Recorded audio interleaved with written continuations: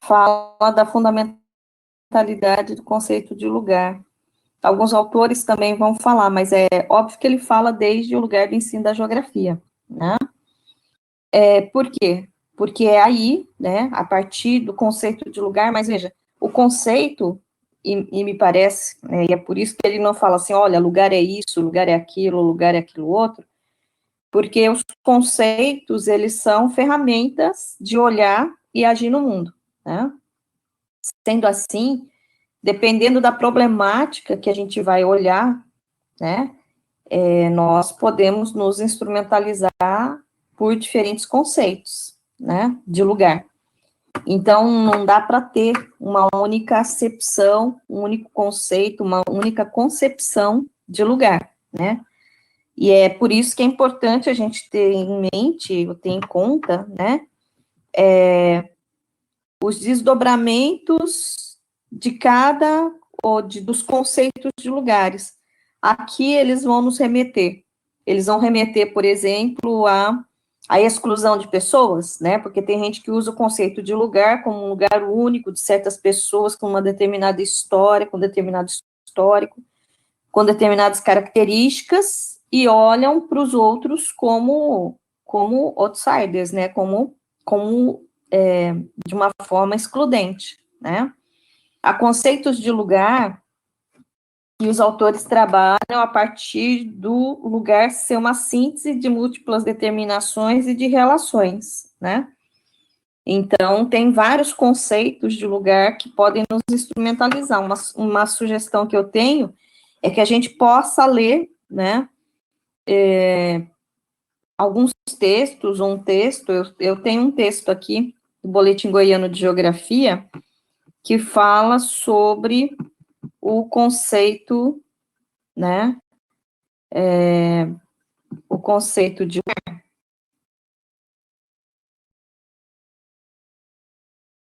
o, o conceito de lugar a partir de três concepções, do Helf, do Timmer e do Harvey. Dentro da abordagem do autor, ele estabelece, então, um determinado olhar e determinadas práticas, né, sobre o lugar. Tem um texto também da Doreen Massey, que ela escreveu nos anos 90, e que ela problematiza essa questão. E ela defende um sentido global do lugar, que ela vai falar de um sentido conservador de lugar, nesse sentido de que de referências, né, de pessoas que têm referências específicas de um determinado lugar e excluem a outras, como se esse lugar fosse diferenciado, tivesse determinadas características em si.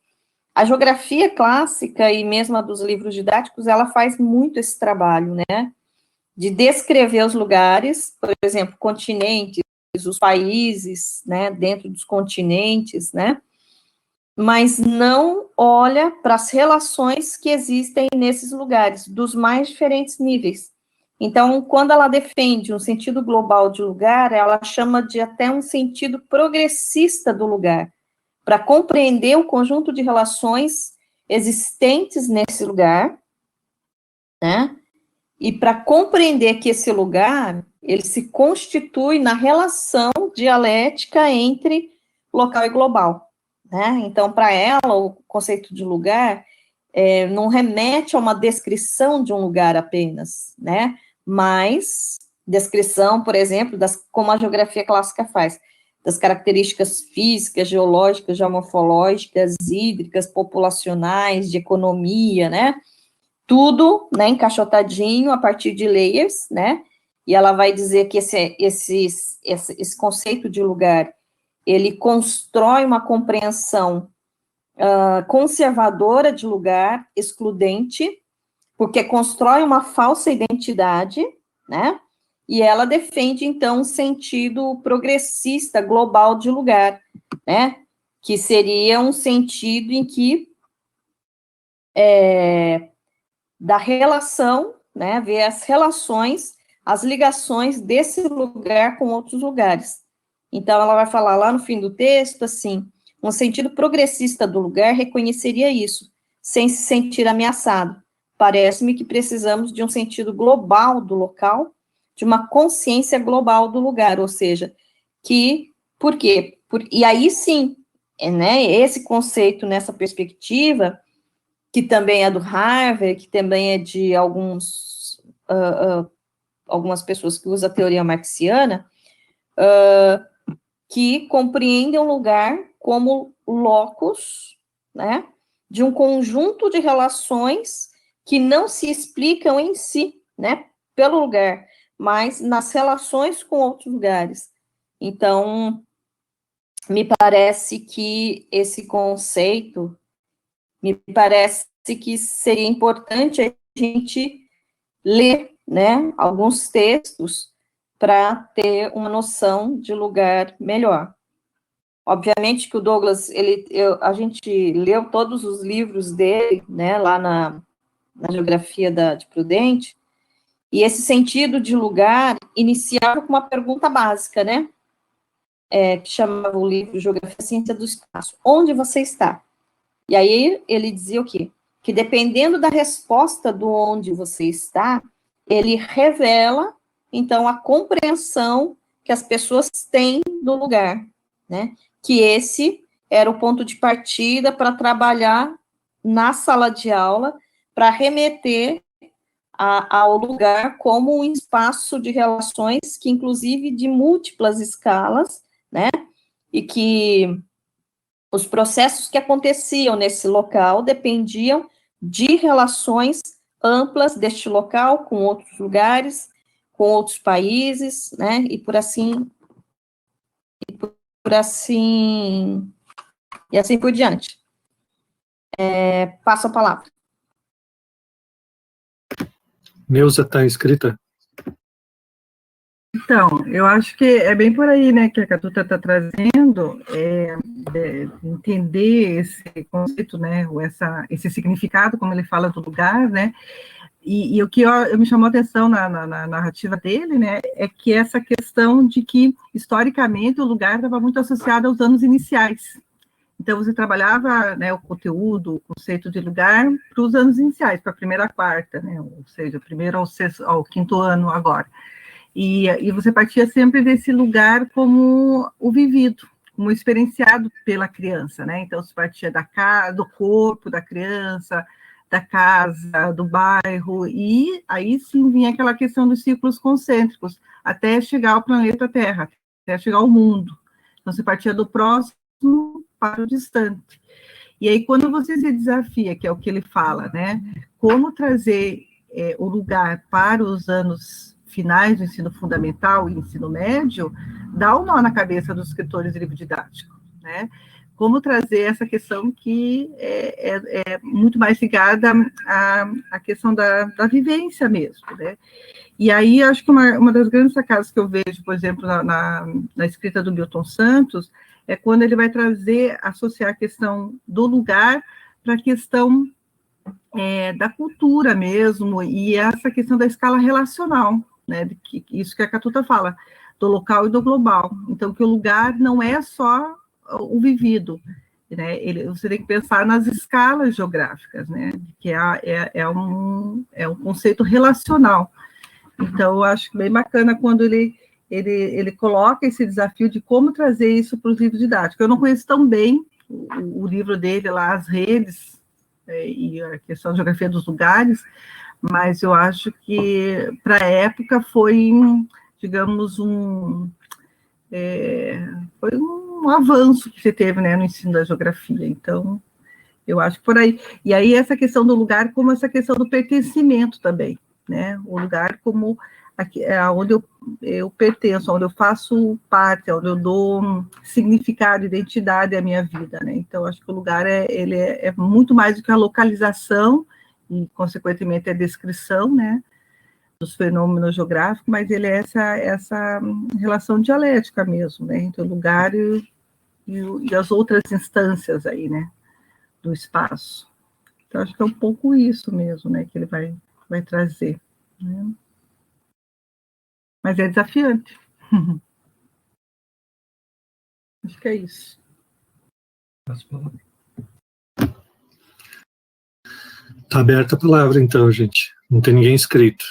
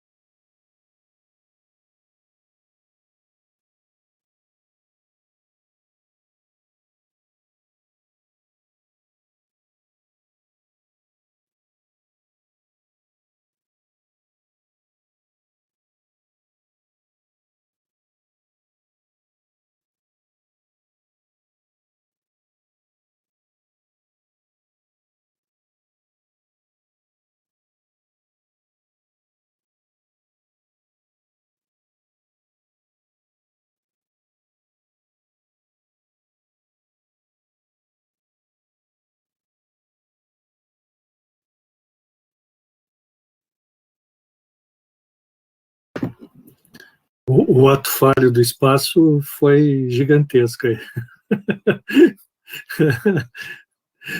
Mas é que eu acho que está muito encalacrado mesmo essa questão do espaço na gente, né? Em mim, pelo menos. Né? Está aberta a palavra, gente. Eu acho que as pessoas podiam fazer perguntas, né, sobre a questão.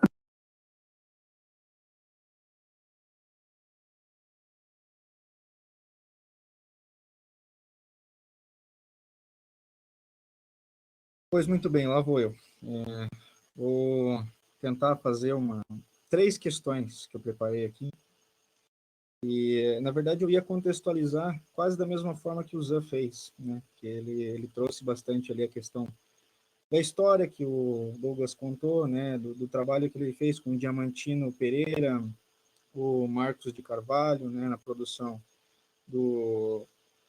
da coleção Geografia e Ciência do Espaço, né? Ele também falou um pouco dessa história com o Rui, né? Achei bem interessante essa história, essa comparação de língua estrangeira com a questão do ensino da geografia.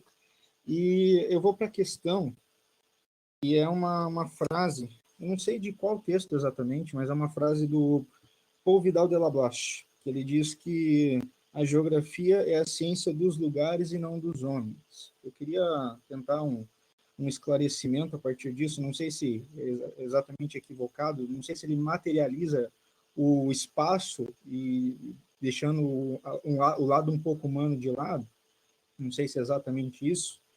E o outro conceito que eu queria ver é se a teoria do conhecimento de Kant ela se aplica no conceito, pelo menos nos conceitos básicos de paisagem, território, aquela ideia de paisagem dinâmica, né, que você traz, de que a paisagem ela tem cheiros, ela tem sons, e um pouco empírico isso, né? Mas não sei se está relacionado também com a questão do Kant, ou até mesmo do John Locke, que traz esse conhecimento do empirismo. E eu não quero viajar demais, mas eu só queria saber também se o conceito de lugar, espaço, né, ele estaria relacionado também com a nossa posição em relação ao universo, nosso planeta, nosso sistema solar. Queria mais ou menos, eu acho que são as três questões que eu queria trazer nesse momento inicial aí, por gentileza. Passo a palavra. Obrigado, Nicolas. Eu vou na esteira do Nicolas. O Nicolas me provocou numa questão, acho que a primeira questão dele, não é? Que daí a pergunta seria talvez uma variação da provocação do Nico, que é assim: existe lugar sem seres humanos? Uhum. Né? Existe lugar sem seres humanos? E essa é uma provocação que vem da filosofia, não é? Quando a gente pensa em realidade, né? Por exemplo, aquilo que a gente não conhece, ela existe mesmo de verdade? Então, né? Muita gente diz para que algo exista, a gente precisa conhecer, a gente precisa saber. Então, por exemplo, se ninguém até hoje tivesse visto o ornitorrinco, né? Ele seria um bicho, não existente para a mente humana, né? Essa é uma questão filosófica que vem há muito tempo. E aí eu traço um paralelo para essa questão do lugar, ao espaço de novo, para a questão do lugar, né? O lugar existiria sem a presença de pessoas? Quer dizer, se a gente não conhecesse, ou mesmo conhecendo, né? Enfim, passo a palavra daí. A Ângela já está inscrita. Bom, então, Nico, é o seguinte, né? A gente precisa ver o conceito como uma ferramenta, né? Como uma chave de fenda de vários tamanhos e que eu tenho vários tipos de parafuso, né? E, enfim, para apertar. Dependendo do tipo do parafuso, então, eu uso uma ferramenta, né? Eu uso uma chave de fenda com determinado tamanho, né? Então, o conceito é isso. Não dá para falar que um conceito é errado, que um conceito é certo. Mas se ele é adequado ou não para os objetivos que o sujeito que está conhecendo, se ele auxilia a atingir os objetivos do conhecimento que o sujeito se propôs. Se eu me propus, por exemplo, a compreender o lugar como um lugar único, que eu posso descrever as suas paisagens, né, e que elas são distintas de qualquer outro lugar, não é? Então, veja, eu tenho um objetivo aí, né, o sujeito que está conhecendo tem sempre um objetivo. No final das contas, no ensino da geografia, é importante que a gente se pergunte o quê? Qual é a importância da criança saber, do estudante saber o conceito de lugar. E que conceito eu vou mobilizar para que, por exemplo, uma criança deste século, né, ou um estudante deste século, compreenda que, para mim, o lugar é um espaço de relações. E é por isso que ela é importante, né, na geografia, no ensino da geografia, porque esse conceito, ele mobiliza eu olhar, é um óculos, né, que me mobiliza a olhar para um conjunto de relações internas, né, uma relação deste lugar com outros lugares, numa perspectiva o quê? Como a sociedade hoje em geral é extremamente, vamos pegar o caso Covid, em Presidente Prudente, em vários lugares, muitos chineses têm evitado sair na rua porque eles são literalmente agredidos, verbalmente, tem uns que foram até espancados, ok? Então, veja, se eu tenho uma concepção de lugar, né, que permite que eu olhe para o outro como alguém, como inimigo, né, esse conceito de lugar, para mim, professora de geografia, que quero construir um mundo onde todos sejam respeitados, esse conceito de lugar não me favorece. Então, eu preciso pegar um outro conceito de lugar, né?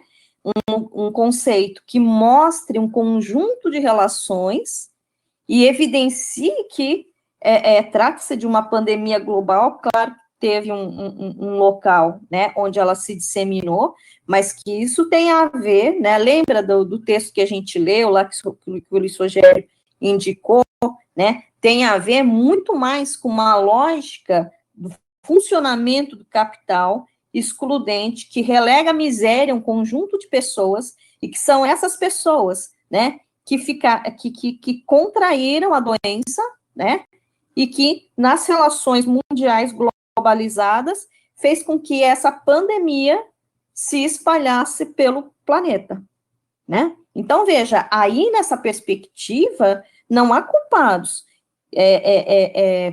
E na perspectiva, por exemplo, daqueles textos que nós lemos, se há um dos textos dizia o quê? Tem os epicentros da doença, os lugares onde morre mais gente, menos gente, mas onde morre mais gente são os lugares mais empobrecidos. Mais empobrecidos em função do quê? Em função das relações capitalistas. Então, se o conceito de lugar não me permite compreender essas relações e verificar que, de repente, os países centrais de economia, né, que comandam a economia mundial, como responsáveis pela pandemia, esse conceito não me serve. Então, eu vou me municiar, né, dependendo dos objetivos pedagógicos que eu tenho com a minha aula, de um conceito adequado para que eu possa mostrar a essas crianças, aos adolescentes, que a pandemia é um processo relacional construído mundialmente por uma economia mundo, que relega a miséria, que relega, né, tem até alguns materiais que falam, os chineses começaram a ingesta de vários outros animais, como tem em outros países também, muito em função, né, ocorreu muito mais em função das situações de fome, não é, do que especificamente por uma cultura, né, porque se for por uma cultura, é só falar para as pessoas deixarem de comer, né, porque teriam outros animais, ou sei lá o que, para ingerirem, mas fato não tem alguns lugares que não há. Então, veja, eu preciso de um conceito que me permita, que potencialize esse olhar, né, que me permita construir um olhar relacional, né, que a teoria do desenvolvimento desigual e combinado, né, a teoria marxiana do desenvolvimento desigual e combinado, me permite olhar para as relações que não são evidentes, né, não é evidente essas relações do capitalismo mundial com os lugares mais empobrecidos, e o fato do capitalismo mundial empobrecer os lugares, empobrecer as pessoas, empobrecer a vida das pessoas. Veja, se eu tenho um conceito de lugar como um lugar que eu descrevo e que tem especificidades, que as pessoas têm culturas, eu posso olhar para os chineses e achar que eu tenho legitimidade para espancar ou ofender ou fazer qualquer outra coisa, não é? Então, essa é uma questão. Então, síntese, conceito é instrumento do pensamento. De como é que eu vou olhar para o mundo, como é que eu vou abordar determinadas questões. Com relação ao Kant, você sabe que Kant foi professor de geografia, né, na Universidade de Königsberg. É óbvio, e é por isso que o tempo, a categoria tempo, é fundamental para que a gente possa entender a forma de pensar dos sujeitos de uma determinada época, né? Então, a geografia kantiana, ela é uma geografia, assim como todas as outras ciências da época de Kant, extremamente descritiva. Num primeiro momento, os europeus, né, dos países ibéricos, ao se depararem com realidades nunca antes vistas e com fenômenos nunca antes vistos, por exemplo, é um pássaro, nenhum dos que eu conheço. Será que é um pássaro? Né? Então, tem alguns filósofos que vão dizer que sem esse deslocamento, inicialmente, para leste, para a Ásia, e posteriormente, para o oeste, a revolução científica moderna não se realizaria. Foi em função das demandas de conhecimento, né, geradas pelo encontro com outros objetos, outros fenômenos, outros, como queiram chamar, outros animais, outras pessoas. E eles olharam para os indígenas e muitos perguntaram, será que é gente? A Igreja Católica dizia que não, porque se não são tementes a Deus, né? Não. E até o século XVIII, o Vaticano referendou o assassinato, né, dos povos indígenas.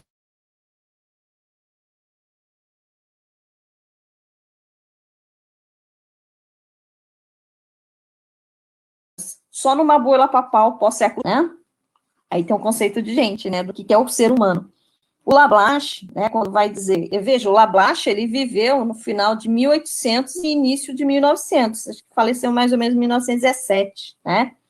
Então, eu tenho que espaço-temporalizar a ideia de um autor, e não devo retirá-la sob o risco de não compreender a lógica de pensamento do autor naquela época, né? Por exemplo, os mapas TO, né? Os mapas TO, que é aquele mapa de roda, que tem a África, a Ásia em cima, a África, enfim, alguns falam que aquilo não é um mapa, né?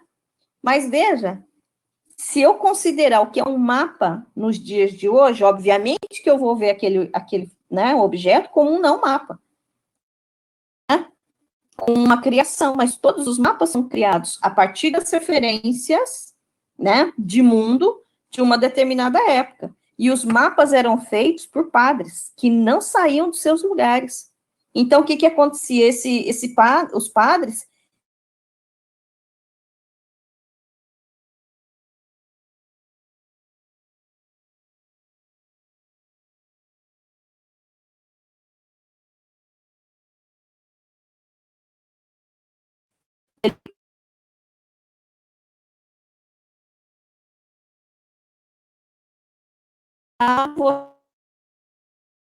que as pessoas eram mercadores, que olhavam para uma floresta e pensavam, trata-se de um conjunto de florestas desabitadas, porque o ecúmeno, o habitável para o europeu, naquela época, né, da invasão, alguns chamam de descobrimento, né,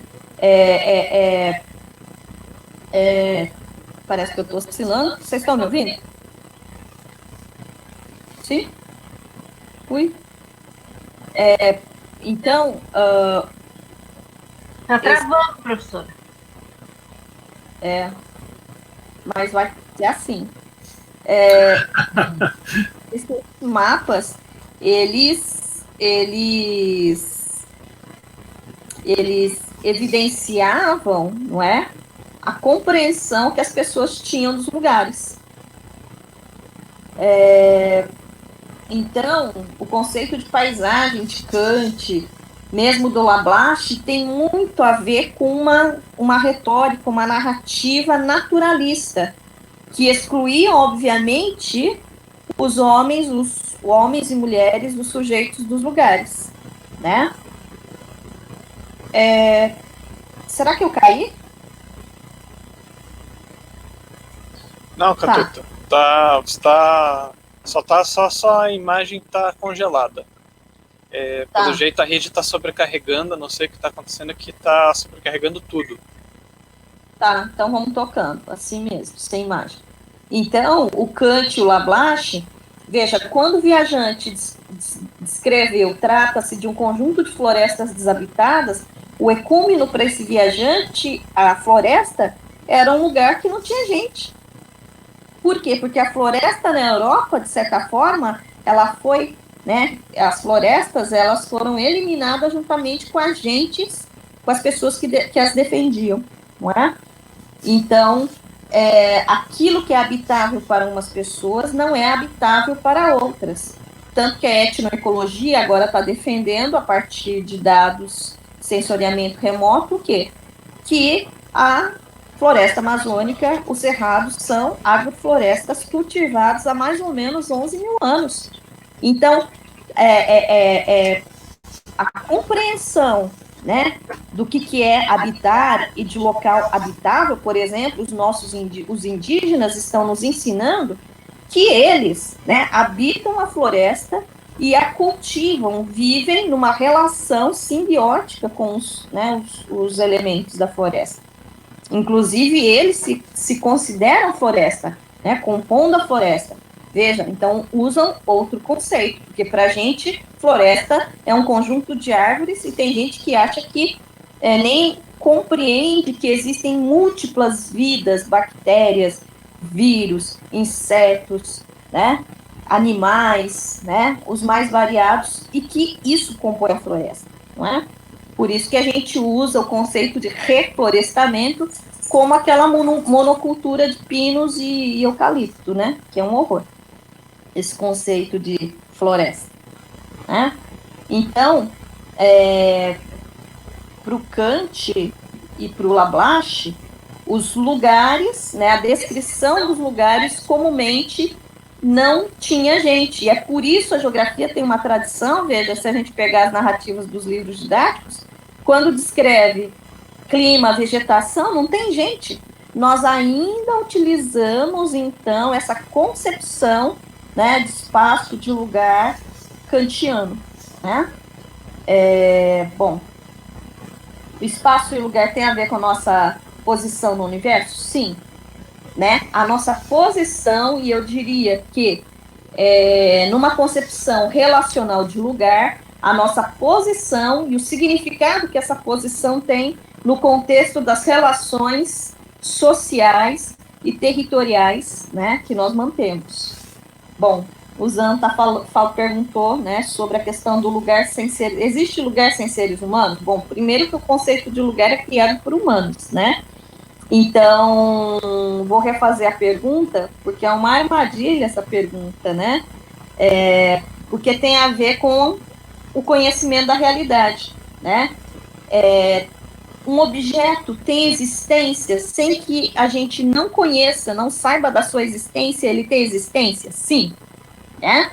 Tem inúmeros seres, inúmeros entes, né, que nós não conhecemos, mas que existem de fato, né? Mas, como fenômeno, e aí como fenômeno de conhecimento, de compreensão humana, aí ele não existe, né? Ele existe enquanto ente, mas enquanto fenômeno a ser compreendido pelos e para os humanos, não, né? Por quê? Porque a existência de um objeto supõe, e aí dependendo do tipo, do que eu concebo como conhecimento, supõe a imagem, supõe saber uma quantidade de seres, né, de fenômenos, supõe às vezes descrever os fenômenos. Numa tradição xamânica, supõe sentir o fenômeno, né? Então, às vezes, o fenômeno existente, por exemplo, numa tradição xamânica, não existe numa tradição racional da ciência moderna, porque eu não posso medir, eu não posso quantificar, eu não posso observar, né? Então, depende, né? A questão, existe lugar sem seres humanos? Sim, né? Mas não existe seres humanos que se relacionem com esse lugar. Não sei se estão me fazendo entender. O lugar existe? Pode ser que, por exemplo, vamos pegar as galáxias, né?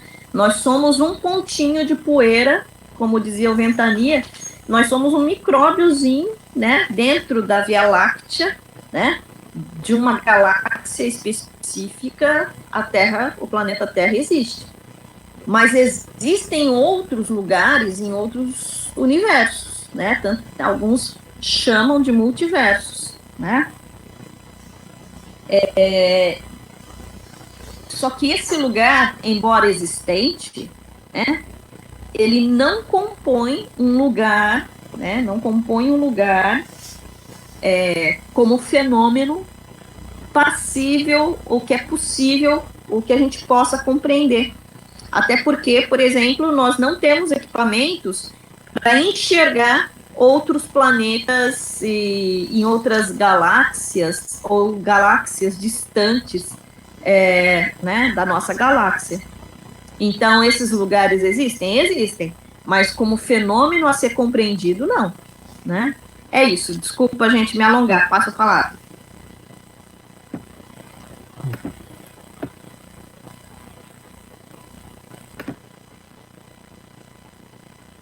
Deixa eu consigo. Obrigado, Ângela. Você está congelada para mim, está bem estranho. Realmente eu estou fazendo o papel de armadilha mesmo aqui, né? De fazer. Agora sim. De fazer umas provocações aí. Eu vou fazer outra. Acho que não sei se tem alguém inscrito, não acabei não vendo. Acho que não. Zan, mas diga. A Débora fez duas perguntas lá atrás. É verdade. Pode fazer. Uma só, na verdade, que era dirigida mais a Catuta, mas acho que dá para dirigir para todos, né? Pergunta: é possível relacionar o conceito de indivíduo com o conceito de lugar? Quando ela fala o conceito de indivíduo, é o indivíduo em Norbert Elias.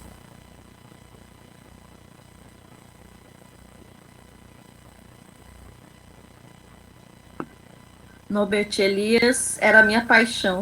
Eu pensei assim, meu sonho era fazer um pós-doc com esse homem. Depois ele morreu, eu fiquei desconsolada, gente. Enfim, o Norbert Elias, ele tem um livro. Aliás, ele foi um dos primeiros teóricos das ciências humanas que começou a escrever romances como forma de divulgação científica.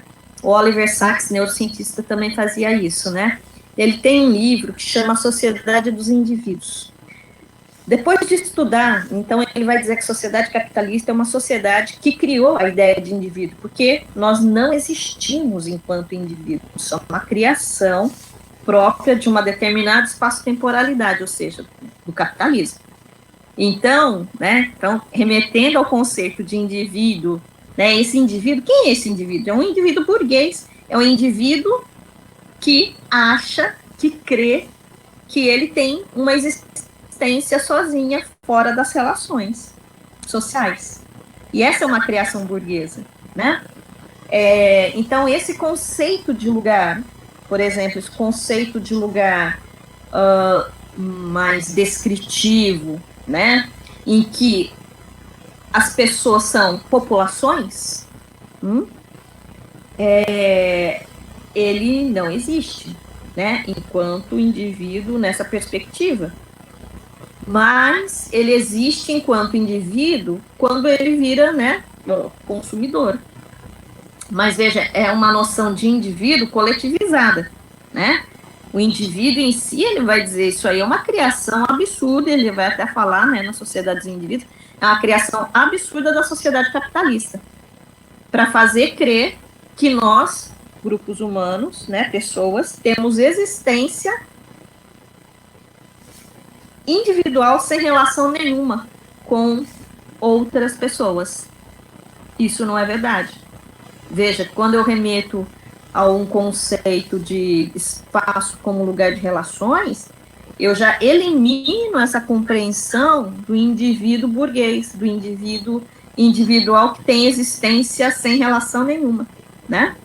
De certa forma, se a gente pegar, por exemplo, né, na geografia da população, às vezes tem algumas abordagens assim. A gente não pode dizer que a geografia da população como um todo é assim, né? Mas existem algumas abordagens da geografia da população que realmente fazem essa leitura conservadora, né, de lugar e de indivíduo. Algumas tradições da geografia também fazem, sabe, aquelas descrições, o homem da montanha, lá do não sei das quantas, que exclui até homens e mulheres, né, fala só dos homens, né. Então, um conceito de lugar excludente, ele também, né, ele implica numa noção de indivíduo, né, desterritorializado, sem estabelecimento de relações.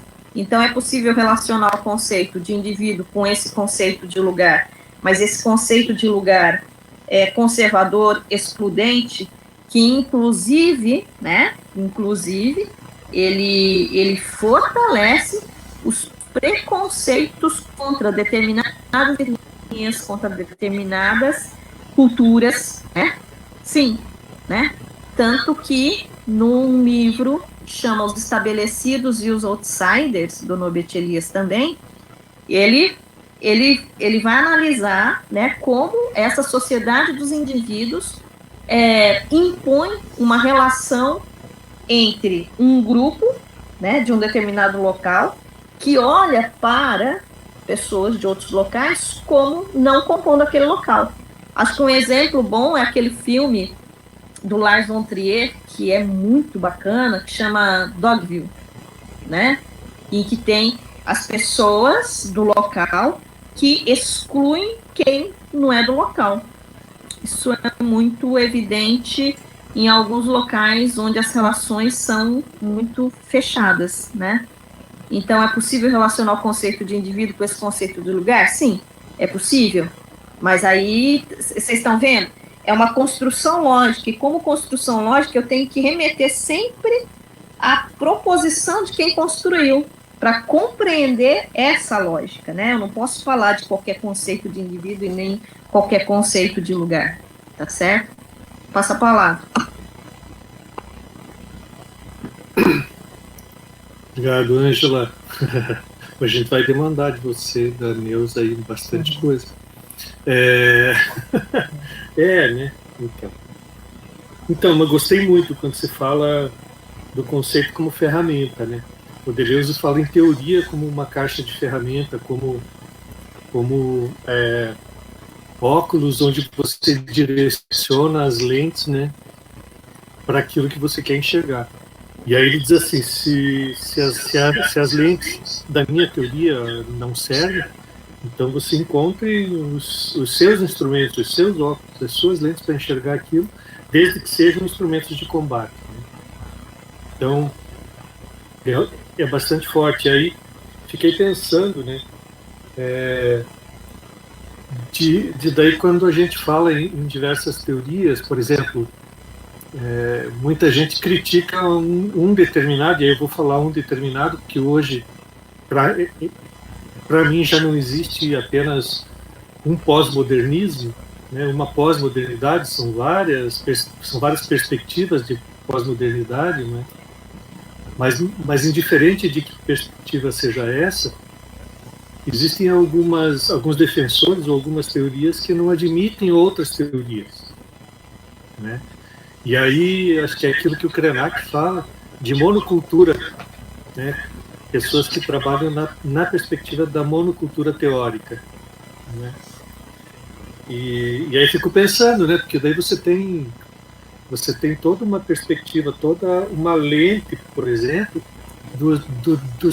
ou várias lentes, né, dos povos ancestrais, né, que olham para a realidade de uma forma. Puxa vida, eu não sei quando que eu vou conseguir ter essas lentes para mim. Estou buscando encontrar um pouco dessas lentes para conseguir enxergar um pouco, né? Estou tentando aprender com ele bastante, né? Mas enfim, essa questão de um certo sectarismo teórico, né, que não consegue enxergar outras perspectivas. Como é que a gente lida com isso? Quer dizer, e até que ponto a gente admite?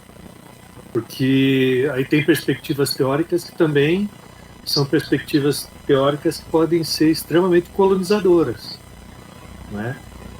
Então, o que é que nos dá, deixa eu ver se eu consigo a palavra certa, o que é que nos dá legitimidade para dizer que uma teoria ela realmente atende aquilo que interessa para a sociedade, uma que a gente diz, não, isso é muito colonizador, e a gente exclui, e a gente acaba excluindo mesmo, e enfim, será que a gente não está também numa outra perspectiva de monocultura teórica? Enfim, só para jogar mais lenha na fogueira aí, né? Passo a palavra, eu não sei se tem alguém inscrito.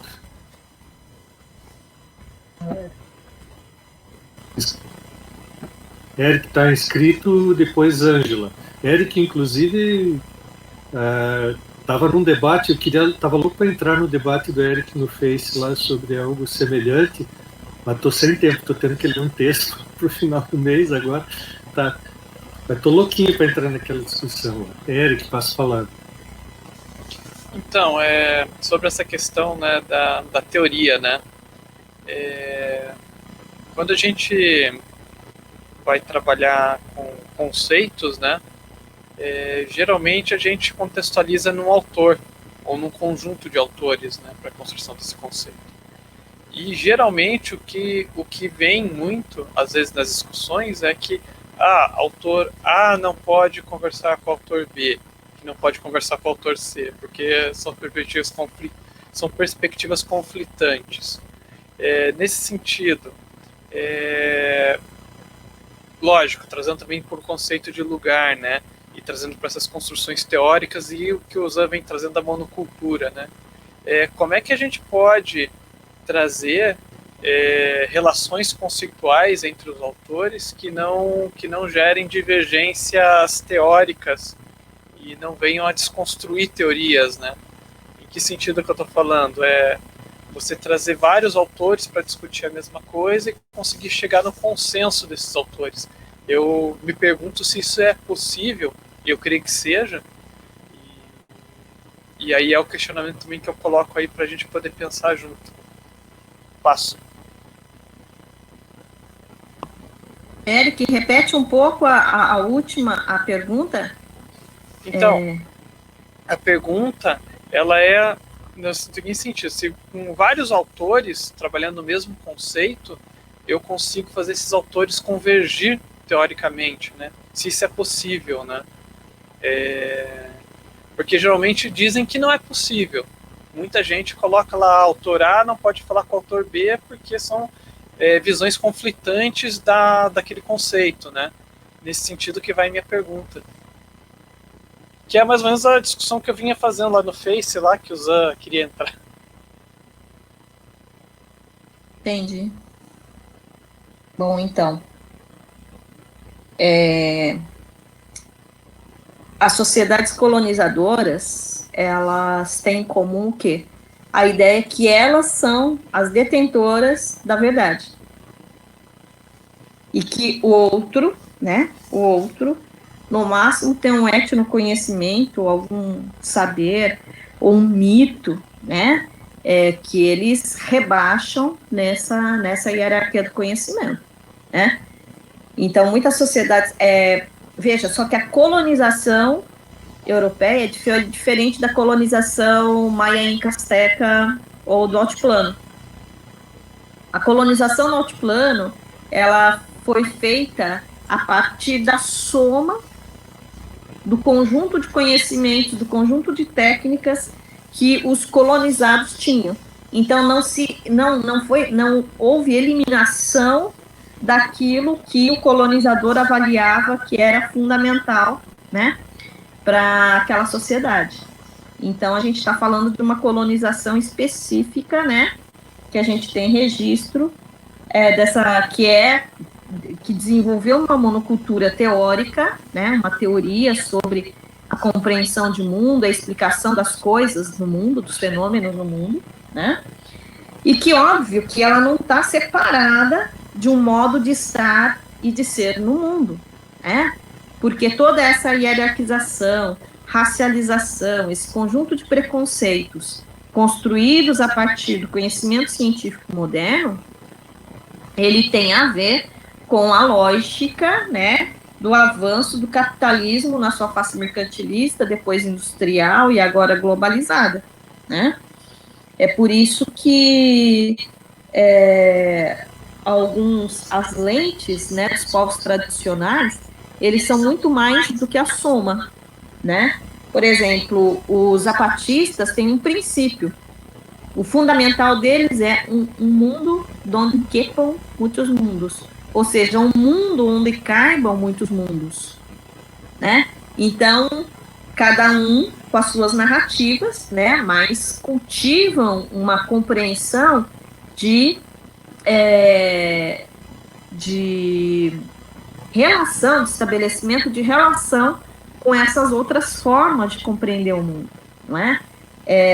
Só que assim, estou lendo muito a Silvia Rivera Skank, ela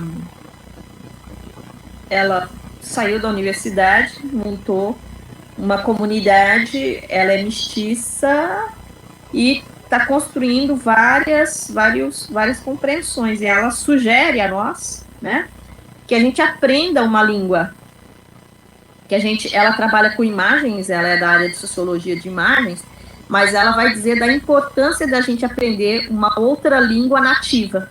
Por quê? Porque a gente sabe que cada língua, ela é um mundo, né? Ela cria um mundo, ela é a expressão de um mundo, de uma compreensão de mundo, né? Então, ela sugere que a gente, para compreender a forma de pensamento de outros povos, a gente tem que aprender a língua desses povos, né?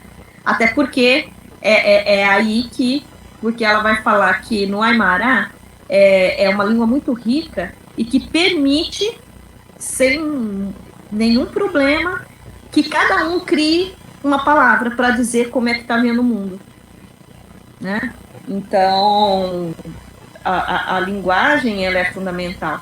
Então, quando o Krenak vai criticar as monoculturas, né, teóricas, as monoculturas, né, ele está criticando uma forma ocidental, né, eurocentrada de ver o mundo, né? E aí, veja, quando a gente começa a ir para esse campo, a questão não é saber qual que é a teoria sobre o mundo, a explicação do mundo mais verdadeira, né? Aí a questão é, que eu sempre meto, qual é o projeto de mundo que temos?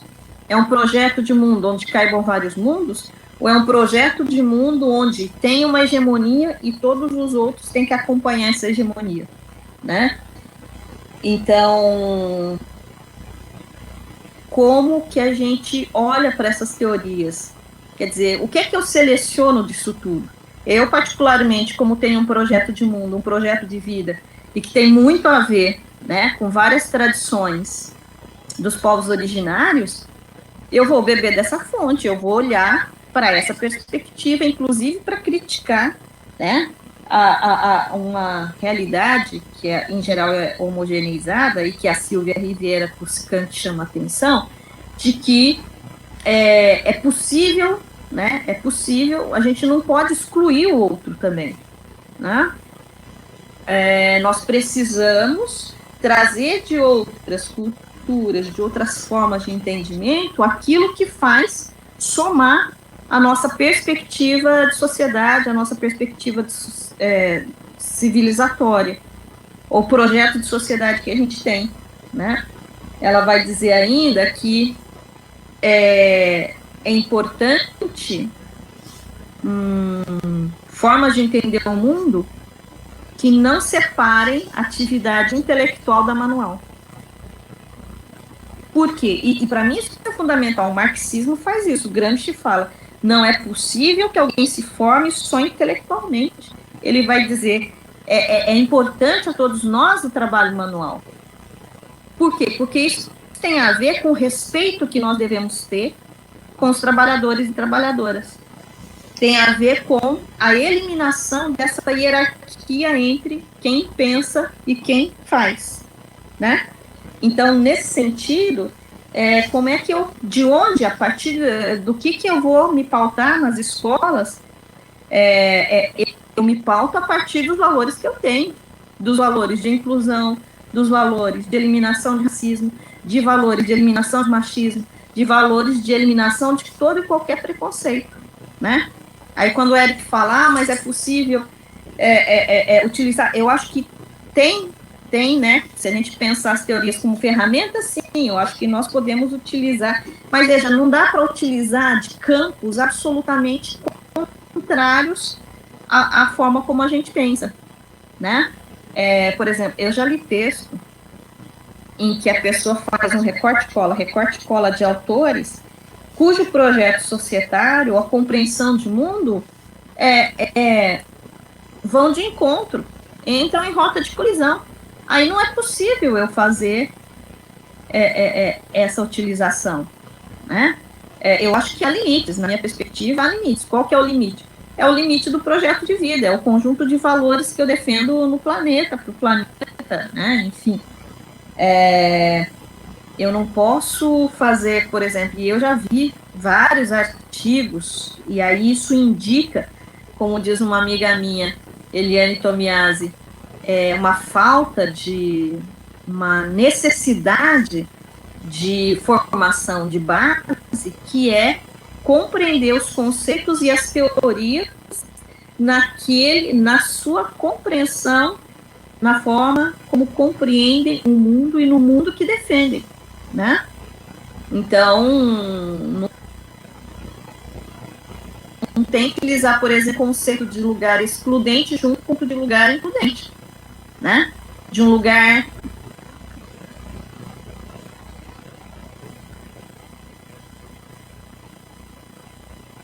de um conceito de lugar de relações, né, de relações, como conceito de lugar, como um conceito de lugar muito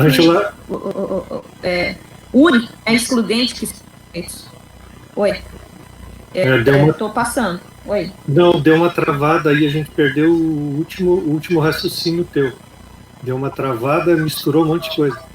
Quando você falou do não há como pegar um conceito de lugar excludente, a partir daí ficou muito misturado. Você pode repetir, fazendo um favor?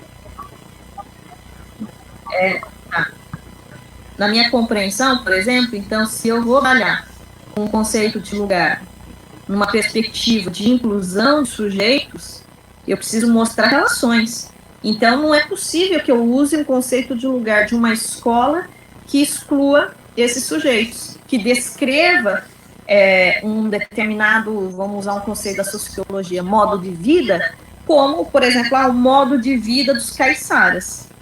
O modo de vida caiçara não é o modo, existem vários modos de vida caiçaras, né? Então, eu não posso usar esse conceito de lugar, assim, o quilombo. Eu vou descrever o quilombo. E aí vou lá no João Surá, a partir da descrição do quilombo, sei lá de Cavalcante, né, ou do Conceição das Crioulas, olho para o quilombo lá, para o remanescente quilombola João Surá e vou dizer, nossa, isso aqui não é um quilombo? Aliás, teve gente que perguntou isso, eu levei vários alunos lá, a pessoa me pegou assim, pelo braço, bem cantinho, bem escondidinho, e perguntou, professor, tem certeza que isso aqui é um quilombo? Eu olhei assim para a pessoa e perguntei, mas por que você está me perguntando isso? Ah, mas porque quilombo, lá no livro didático, está escrito outra coisa. Eles nem vieram de fazenda nenhuma, porque o conceito clássico do livro didático é o quê? Quilombo é lugar de negro fugido, né, da fazenda. E a origem socioterritorial daquele quilombo, assim como de todos os outros quilombos, é muito distinta. Então, esse conceito de lugar que eu vou descrever, o quilombo, né, monossemizando, homogeneizando, não é? Esse quilombo monocultural, ele, para mim, ele não me serve. Então, não tem como eu utilizar esse conceito ou esse referencial teórico que monossemiza e que torna a minha compreensão monocultural. Porque aí eu vou dizer, bom, então existe um único quilombo, o resto não é quilombo, né?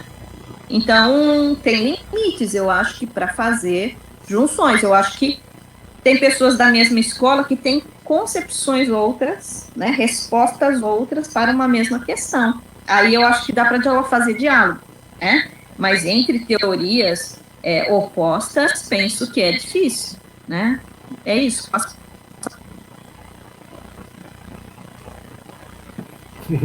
Obrigado, Ângelo. Estou mastigando aqui.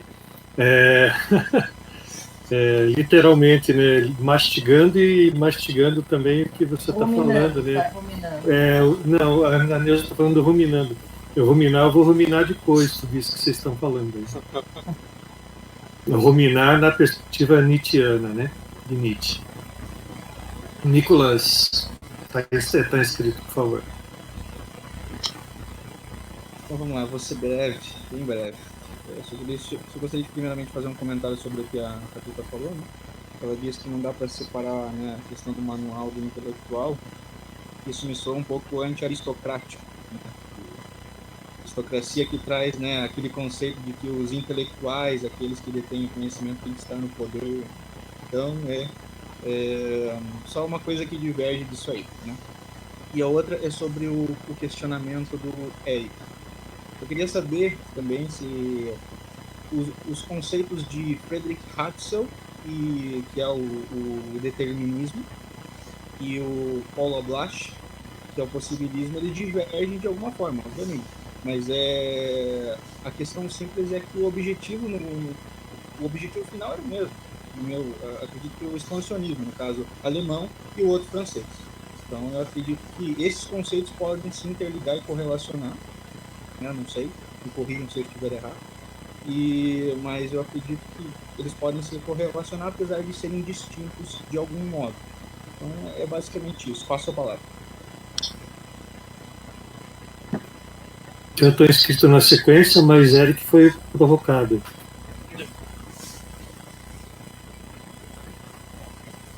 Então,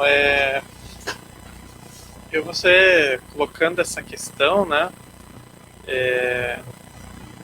Como é que eu posso colocar? Porque dentro das teorias, né? Você não tem somente um conceito, né? O autor ele é completo, ele tem uma série de conceitos. Então, nesse sentido, acho que pelo menos como eu compreendo, e aí a ideia da caixa de ferramentas, né? Você tendo a compreensão dos conceitos desses autores, né? E lógico, você tendo um objetivo a alcançar com esses conceitos, né? Eu vejo que dá para fazer eles dialogarem, mas é aquilo que a Catuta fala, não pode ser muito divergente, porque se tiver total divergência, um conceito anula o outro, né? Nesse sentido, né? Mas eles podem dialogar em conjunto e se ajudarem a chegar em algum lugar comum, né? Eu, pelo menos, vejo dessa forma, né? Eu trabalho mais com história e filosofia da ciência, né? E na história e filosofia da ciência você tem várias compreensões dos mesmos conceitos, né? Então, nesse sentido, o que a gente tenta fazer é a discussão desses diferentes autores nesses conceitos para ver se a gente consegue chegar num conceito superior ou num conceito mais avançado de alguma determinada questão. É praticamente uma dialética ali que você faz, né, do processo, né, desses autores. Então eu vejo muito dessa forma. Para mim, eu não vejo problema juntar o autor A com o autor B, mesmo que seja de escolas diferentes, pós-estruturalismo, estruturalismo, pós-modernismo. O que eu vejo é qual é o objetivo que esses autores rumam, né? Para que lado que esses autores rumam? É lógico que se forem contraditórios, muito contraditórios, fica complicado. Mas se eles tiverem um caminho em comum e se puderem complementar, eu acho que é interessante. Eu acho até que na academia falta muito desse tipo de discussão, né? Você trazer vários autores para discutir alguma coisa. Passa a palavra. Então, obrigado, Eric. Então, eu estou inscrito, e daí acho que a minha inscrição vem nessa perspectiva mesmo, que não tem como eu não lembrar a minha tese, né? E que daí, Nicolas, a banca chega e me diz assim que na qualificação eu trabalhei com Foucault e com Castoriadis, né? O Castoriadis, o marxista que faz uma crítica ao marxismo por dentro e à esquerda, né? E o Foucault, que é considerado um maldito dentro dos pensadores, né? Que adoro isso, né? Adoro os autores considerados malditos. Que ele, para a maioria das pessoas, ele não é. Para os filósofos, ele não é filósofo. Para o historiador, ele não é historiador. Para o psicanalista, ele não é psicanalista. Enfim, ele é considerado maldito. E aí eu penso que vai nessa perspectiva do Eric. Quando disseram para mim que Foucault e Castoriadis não conversavam na qualificação, eu coloquei os dois para conversar de verdade, né? Coloquei os dois sentados numa sala, no cinema, e dialogando a respeito de uma peça de teatro. Vou colocar o link aqui, depois quem quiser dar uma olhadinha na tese, pode dar uma olhadinha. Então, o que eu vejo problema é você trabalhar de tal forma, e daí você força o autor a falar, né? Na realidade, eu fiz também, forcei eles a falarem, mas você força ele a falar dois autores que não que pensam de forma diferente, você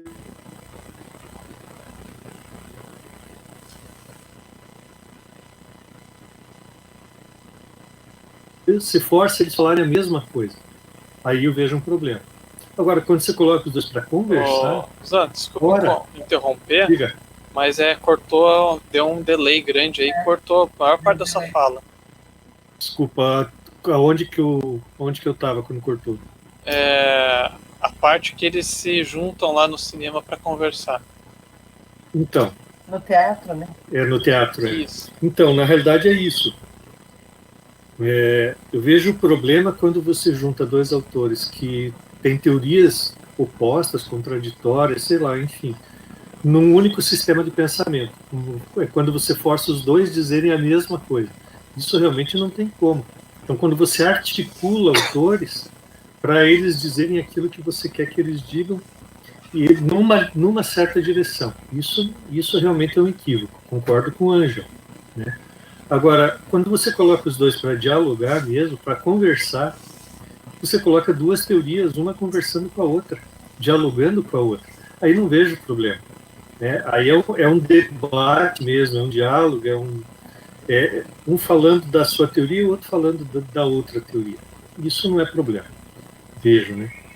Então, coloquei o link aí, depois se vocês quiserem dar uma olhadinha. Tem a parte romanceada da tese lá, onde os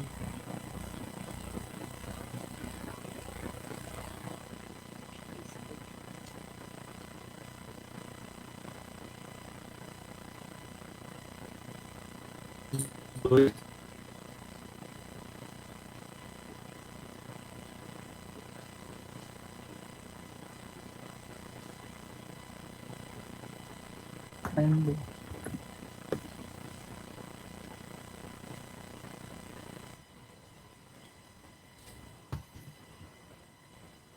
Angelou estava falando a parte que está falando da parte romanceada da tese.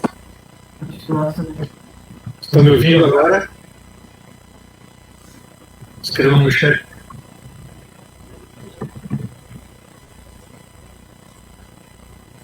Vou entrar nisso aí.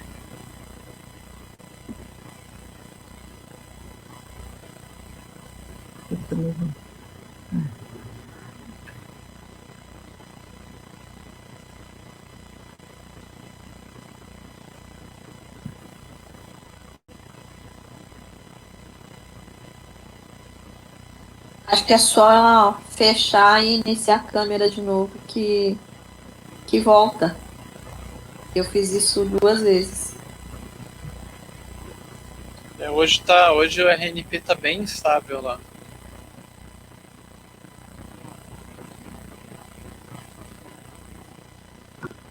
Enquanto o Zan não volta, eu vou comentar aqui essa divisão. Manda bala.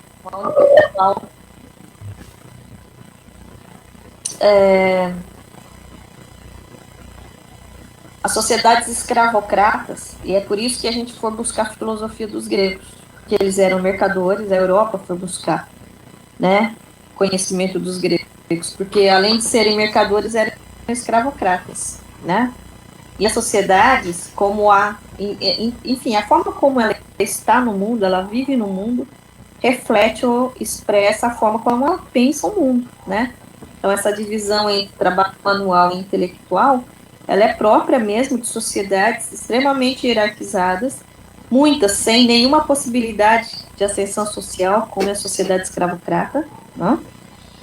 E que, obviamente, não é, vai produzindo pensamentos descolados da sua base material. Isso deu origem a uma escola de pensamento que se chama, conhecida como idealista. Bom, o Zan voltou. Fala, Lisan, terminou. Parou quando você estava falando sobre a parte da tese. Não, então, eu já estava terminando mesmo, na realidade. Eu até perdi o fio da meada. Então, para quem quiser dar uma olhada lá, tem a parte mais romanceada da tese, que é como se fosse um romance mesmo, dos dois conversando, né? E a ideia é essa mesmo, é colocar em diálogo. Eu acho que existe uma diferença entre você fazer o autor falar aquilo que você quer, autores diferentes, autores com teorias diferentes, fazerem falar a mesma coisa. Isso é um engodo, né, do que você colocar autores diferentes para dialogar. Daí você coloca teorias diferentes para conversar entre si, né, para debater entre si. Acho que aí existe uma diferença. Era mais em relação a isso. Passo a palavra aí. Não sei se tem alguém inscrito aí, a Ângela estava falando, pode dar continuidade ou alguém se inscreve.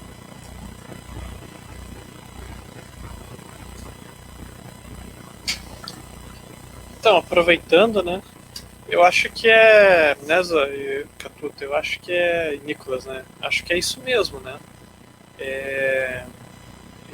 Quando você está construindo alguma coisa, né, eu vejo muito esse movimento de você trazer diferentes autores para discutir alguma coisa, quando você tem o interesse de construir alguma coisa, né, quando você está construindo alguma coisa, você tem um objetivo, e você não vai trazer alguém que vá contra o objetivo que você tem, teoricamente, né, ou onde você quer chegar com aquele conceito, né, ou aquele conjunto de conceitos. Só que é como o Zé disse, quando você está fazendo um diálogo entre teorias, aí é válido, porque você não quer chegar num ponto, mas você quer realçar as diferenças teóricas entre os autores, né, para poder fazer a discussão, né? Então eu acho que a tese do Zan mostra bem esse exercício, né, de realçar as diferenças entre posicionamentos e visões teóricas, né? E acho que é um exercício interessante de se fazer. Mas é claro, com a maioria dos autores, né, quando estão usando suas teorias, eles não se baseiam somente num outro autor base, né? Eles se baseiam num conjunto de autores, né? E aí você vai fazendo essa construção, né? Eu gosto muito de pegar o exemplo do Kuhn, por exemplo. O Kuhn vai basear com o pessoal da Grécia Antiga, com Popper, vai se basear com Fleck, ou seja, vai basear com uma série de autores para tentar explicar aquilo que ele compreende como a produção da ciência, né? Então, nesse sentido, eu acho que é um conhecimento válido, né? E eu acho que falta muito, às vezes, na academia. A gente trabalha muito com reprodução de autores, ou seja, eu pego um autor e vou desenvolver as categorias dele num caso. Mas dificilmente você vê um trabalho onde o autor se propõe a criar alguma coisa, né? A partir de um conjunto de autores ou a partir de uma discussão. Passa a palavra. Valeu. Ângela está inscrita. Então, sobre a questão do possibilismo e do determinismo.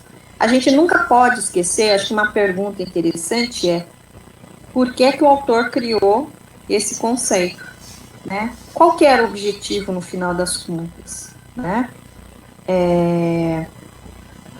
Então, é óbvio que o que estava em xeque, não é, era o espaço, né? Eram determinados espaços, Vale do Ur, não é?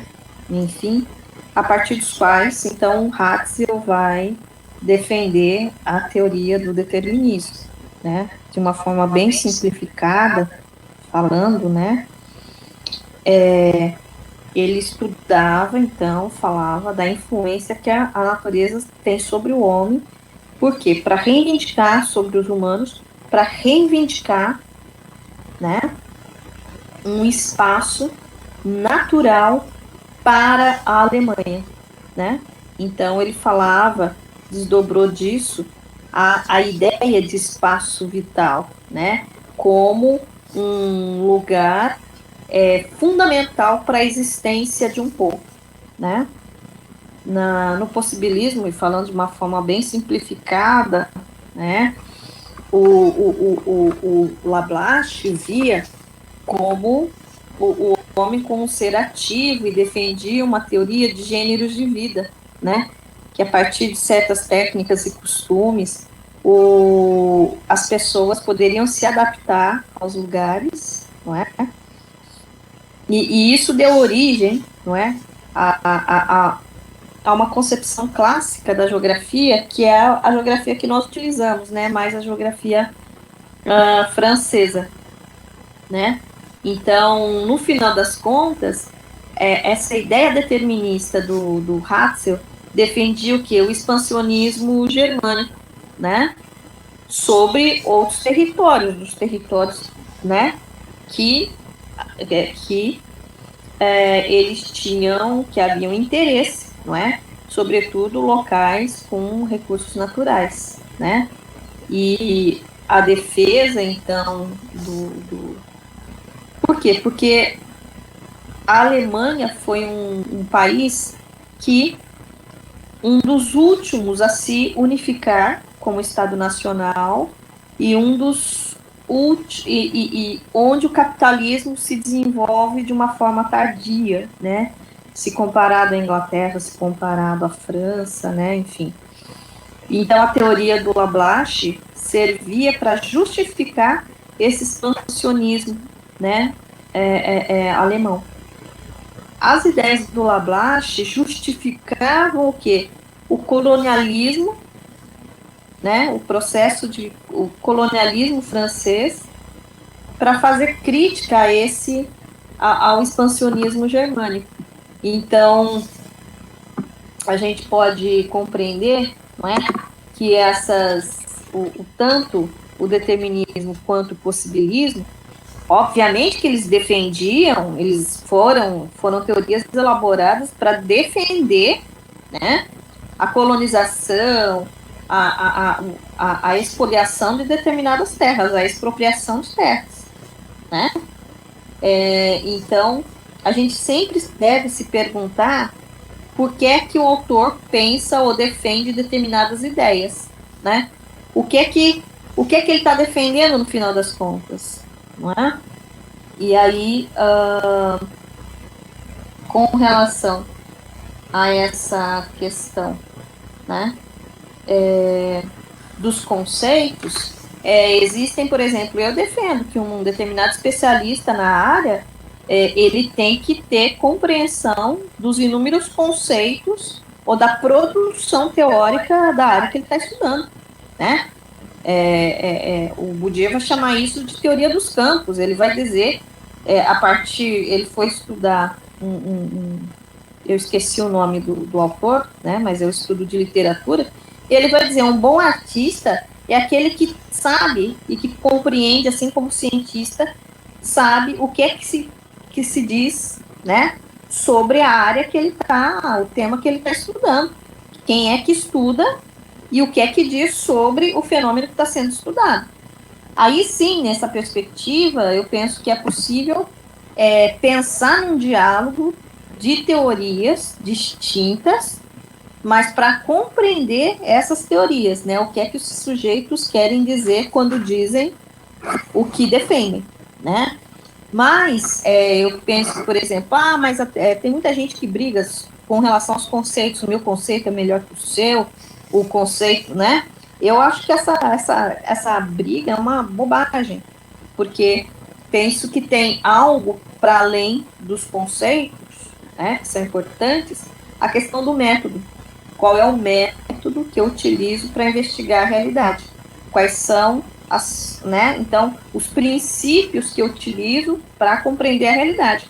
Obviamente que na escola marxista, né, todos usam o mesmo método, mas usam conceitos, criam conceitos diferenciados para compreender, às vezes, o mesmo fenômeno, né? Então, penso também que a questão do método de abordagem da realidade, né, ele é fundamental porque vai estabelecer a forma como eu vou construir conceitos, ou vai estabelecer com quais conceitos eu posso dialogar para construir ou derivar um outro conceito, né? Então, eu acho que a gente pode pensar em termos de escolas, que métodos de compreensão da realidade eles utilizam. Por exemplo, quando o Marx foi criticar o idealismo, ele vai dizer, olha, não se pode pensar a realidade desde apenas das ideias. Tem que ter evidências materiais, é por isso que a questão material, a materialidade da realidade para o Marx é fundamental, né? E isso é uma questão de método. Agora, como é que eu vou interpretar uma realidade? Aí eu vou precisar, além do método, né, dos conceitos. E esses conceitos, eles têm que ser diversos mesmo, não é? Por quê? Porque cada realidade, ela é distinta, né? Passo a palavra.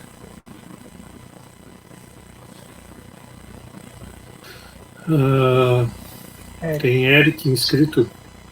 Pode falar, Eric. Então, para a gente direcionando desse final que já está caminhando, acho que para a última parte, né? para esse final de discussão, então era mais uma questão para colocar, para a gente poder pensar em conjunto, a partir do que o Douglas coloca da questão de lugar, né? Ele coloca que para ele o lugar seria, pelo que eu entendi do vídeo, a base para compreender a geografia, ou seja, o Douglas, pelo menos pelo que eu entendi, corrija se eu estiver errado, né? Eu entendo a geografia se eu entendo o que é lugar. A partir do lugar, ou seja, a base para a compreensão da geografia, na visão dele, é a compreensão de lugar. E aí eu me pergunto, onde que entra, não posso dizer hierarquia, mas onde que entra no o conceito de espaço junto ao conceito de lugar, né? Porque eles são conceitos distintos, mas eu creio que um está atrelado ao outro de alguma forma, assim como o conceito de paisagem. Então, nesse sentido, como é que entra o conceito de lugar relacionado ao conceito de espaço e possivelmente ao conceito de paisagem, né? Essa foi uma questão que me levantou durante o vídeo, né? Até porque eu venho fazendo vários leituras de Lefebvre por causa da minha tese, né? Então aí acabou me levantando essa questão.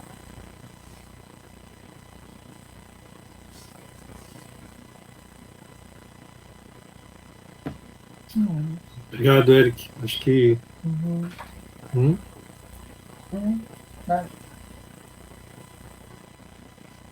Fez a pergunta para quem, querido?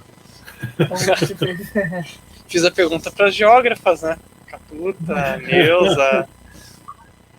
Eric, a hora que eu fui fechar meu microfone, eu não notei que a mãozinha estava na aba. Eu caí, eu fechei e não ouvi nada do que você falou. Então, eu vou recapitular só a pergunta para poder a Catu também poder pensar aí, né? Que o Douglas vai falar do conceito de lugar. Ele vai falar que o conceito de lugar, para ele, na visão dele, é a base, como se fosse o verbo to be, para compreender a geografia, para construir a geografia na questão do ensinar a geografia, né? A compreensão do que é lugar. Com relação ao espaço, à paisagem, aonde que se posiciona o conceito de lugar, né? Hierarquicamente falando, né? O espaço seria um conceito maior, mais amplo, o lugar um conceito mais restrito. Como é que isso está relacionado na questão da... Aí a gente está entrando numa questão epistemológica, né, na epistemologia da geografia, né?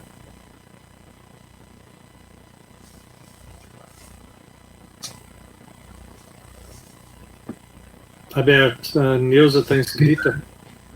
Essa provocação tua, Eric, ela é bem interessante, né?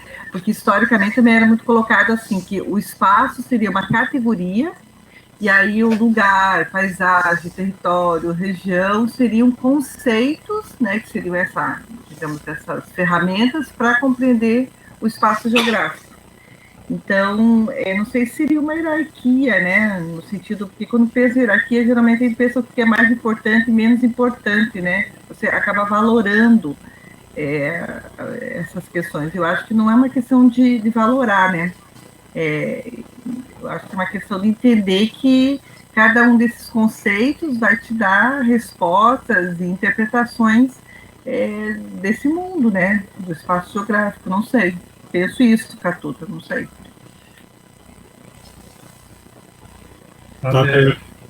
Ângela, pode falar. Então, bom, acho que essa diferença que a Neuza falou, né, da categoria com conceito, é bem importante. Por quê? Porque a ciência, e a gente, veja, nós somos modernos nesse sentido, porque o Zan fala desde a matemática, né, nós falamos desde a geografia, você fala desde a química, e veja, essa nossa formação aos pedaços revela essa conta, né, que nós temos dessa ciência moderna, que inclusive a fábrica de produção de cérebros, você entra lá no vestibular, você tem que escolher o curso, tem que saber que área mais ou menos, né, você gosta, área de ciências humanas, de exatas, ciências da natureza, para depois escolher uma outra caixinha dentro dessas caixinhas, né? Então, a categoria, eu diria, para os estudantes, ou as pessoas, né, de uma forma bem simplificada, é desde onde a gente fala, né? Então, fala desde a categoria fundamental dele, fundante, que vai estruturar o pensamento dele, a análise dele a nossa da geografia é o espaço. Então, espaço é uma categoria da geografia, ou seja, uma categoria que permite, né, uma categoria que fica um lugar desse qual nós falamos, né? Não vai falar sobre as artes, a gente não vai falar sobre a biologia, né? Enfim, nós vamos falar desde essa categoria fundamental e fundante da nossa ciência, que é a geografia. Obviamente que eu vou utilizar várias outras informações da física, da química, da economia, mas para orquestrar o entendimento do espaço, né? Então, o espaço é a nossa grande categoria. E, obviamente, que para entender, então, o espaço geográfico, a gente pode, dependendo do nosso objetivo, mobilizar um conjunto de conceitos, né? De região, de lugar. E aí são os conceitos-chave, né? Os conceitos básicos, os conceitos fundantes da geografia, né? O conceito de lugar, de território, de região, né? Enfim. Então, paisagem, né? Que são a partir desses conceitos básicos que nós vamos ensinar os estudantes a orquestrá-los, a organizar, né? Então, a visão de mundo, a leitura da realidade a partir, então, desses conceitos. E, obviamente, que com pessoas que enxergam, e aí a Silvia Scank tem uma fala provocadora, que ela falou assim, a gente tem que redefinir o conceito do que é enxergar, porque ela diz, nós enxergamos não é só com os olhos, nós enxergamos o corpo inteiro, né? Com o nariz, com o olfato, com a audição, né? Ela fala que é preciso redefinir determinados conceitos. Então, em geral, quer dizer, não existe uma hierarquia, mas penso que existe uma forma básica de ensinar.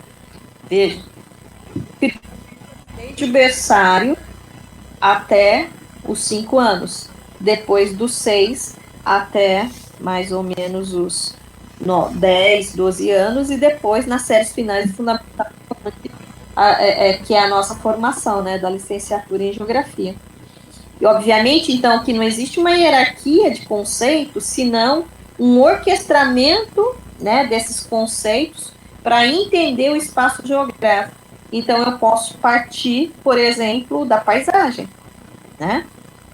Quando Douglas fala que o conceito de lugar é baseado, ele não é o único importante, né?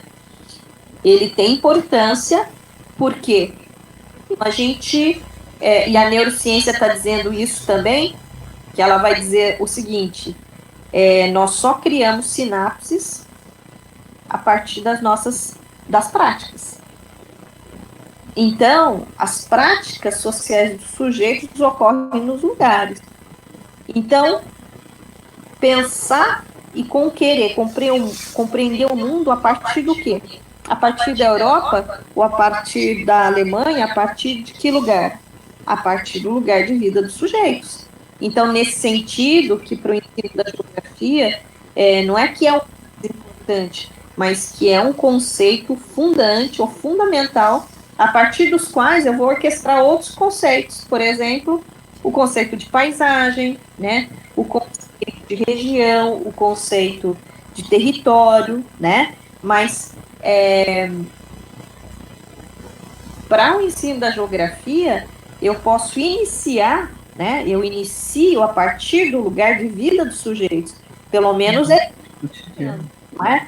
Embora, e aí, a partir do lugar de vida dos sujeitos, para mostrar que esse lugar de vida é expressão de determinações e de relações, não só locais, mas também mundiais, né? Então, não existe uma hierarquia de conceitos, senão possibilidades de orquestrar esses conceitos para compreender, né, essas geografias, ou seja, extrair significados da localização dos fenômenos. Por que que o Porto de Paranaguá não está lá na Praia Mansa? Porque, do ponto de vista, inclusive, geológico e geomorfológico, não há a mínima possibilidade de construir um porto numa área de mar aberto, né? Então, em função desse litoral recortado, né, que também nós temos uma série de modos de vida, né? Então, se trata de orquestrar os conceitos, né? Não tem um conceito mais importante do que o outro. Se eu vou discutir, por exemplo, quero mostrar relações de poder ou de polarização, por exemplo, que Paranaguá exerce sobre os municípios do litoral e a polarização que Curitiba exerce sobre Paranaguá e todos os municípios do litoral, o conceito de região é muito mais operacional do que o conceito de lugar, né? Se meu objetivo é mostrar as lutas, os conflitos por terra e território, ver o conflito de terras por terras, o conceito de território vai ser mais operacional que o conceito de lugar, né? Então não existe uma hierarquia, existe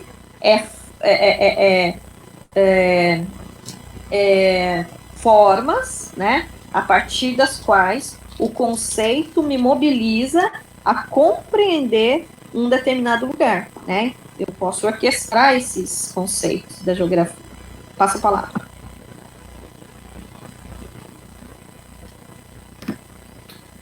Gente, acho que são 22h15. Acho não que são. Não sei se alguém tem mais algo a falar. Jane está digitando. Jane está se inscrevendo. Pode falar, Jane. Então, eu só quero agradecer, né, por estar participando aqui junto com vocês. Muito aprendizado sobre o lugar que eu vou pesquisar agora as outras comunidades do lado do assentamento por conta da mudança da escola rural para a educação do campo aqui na comunidade. E quero agradecer, estou muito feliz por estar aqui com vocês, tá bom? E acho que é só isso. Boa noite a todos, muito obrigada e até a próxima. Boa noite, Janes.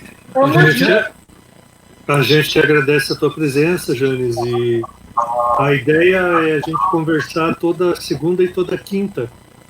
Sim. Então, o link é o mesmo. Você, se não conseguir chegar até você o convite, alguma coisa assim, o flyer, como é que é o nome? O banner, aí a arte, você tem a certeza que toda segunda e toda quinta, a princípio, o mesmo link que você acessou, a gente vai estar conversando aqui, tá bom?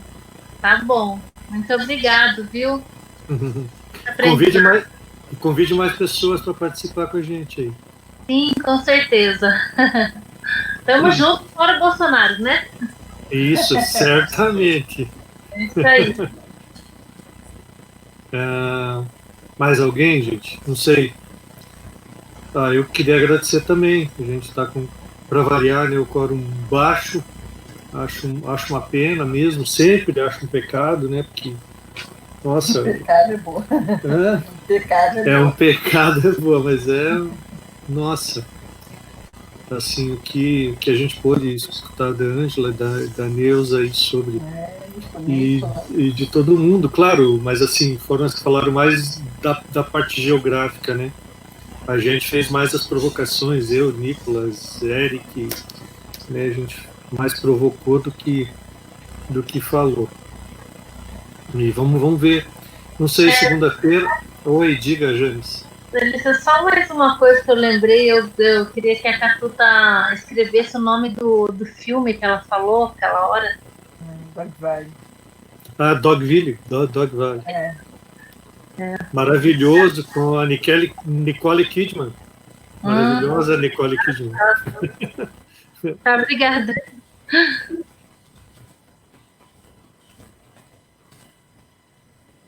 É isso, então. É isso. Eu não sei, para a segunda, a gente dá continuidade no Paulo Freire ou a gente repensa, o que a gente faz? A Neuza chegou a sugerir, e eu estou aberto também a isso, a gente um dia desse, talvez não para a segunda, mas para uma outra data, ou pode até ser para a segunda, fazer como é o nome? Um sarau. Um sarau poético, um sarau de poesia, alguma coisa diferente para... um sarau literário, um sarau de poesia, não sei o que vocês acham. Eu acho legal. A gente continua a segunda com Paulo Freire. Eu acho que seria bom. Sim. Foi, Ângela, começou a falar e... Não, enfim, eu acho que seria interessante ler, né, esses textos sobre os conceitos, né? Tem 2 textos que eu passei, mas depois, numa outra oportunidade, discutir esses textos, né?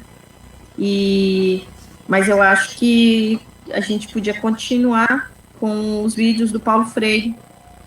Eu acho que é o terceiro, se não me engano, não é?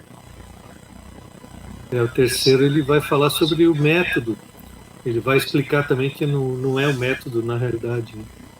Mas acho que ele vai trabalhar com a questão do método. Eu acho que esses 3 primeiros vídeos são mais introdutórios, né? E aí ele começa a pegar livro a livro. Eu acho que ele vai pegar livro por livro e daí a gente vai tentando destrinchar isso, vai ficando mais denso daí. Então tá bom, ficamos para segunda-feira o Paulo Freire. Eu disponibilizo, faço a chamada, o Eric agora é o nosso novo designer aí de arte, né? E a gente vai construindo isso. Tá bom? Alguma questão a mais? Só sobre essa questão da poesia que a Neuza citou, o que seria exatamente? Então, eu não pensei exatamente como e nem quais poesias, mas acho que seria, não sei, uma questão ligada às questões sociais, sei lá, né? Arte engajada, não sei. Dá para construindo isso na segunda-feira, né, trazer para quem estiver na segunda e a gente construindo junto. O que vocês acham? A gente pode pensando nesse fim de semana aí. E deixa eu ver aqui até.